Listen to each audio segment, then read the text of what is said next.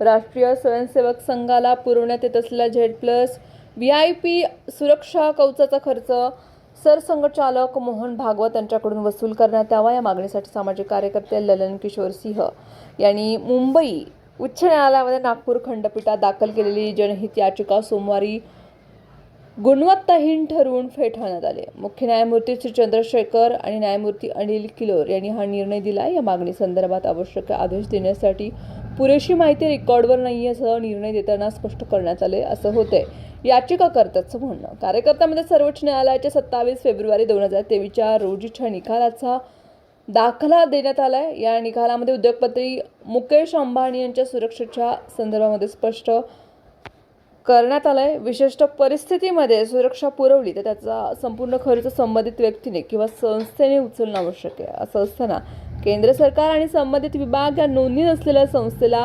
करदात्याच्या पैशातून सर्वोच्च स्तराची सुरक्षा पुरवत आहे असं याचिकाकर्त्याचं म्हणणं आहे. याचिकाकर्त्यातर्फे ॲडव्होकेट अश्विन इंगोले यांनी कामकाज पाहिलं.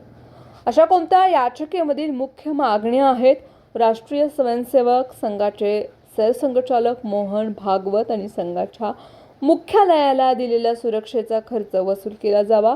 करदात्यांच्या पैशाचा हा अपव्यय थांबवून तो सरकारी तिजोरीमधून जमा करण्यात यावा. केंद्र सरकार आणि गृह मंत्रालयाने या संदर्भात केलेल्या पत्राचारावरती त्वरित निर्णय घ्यावा.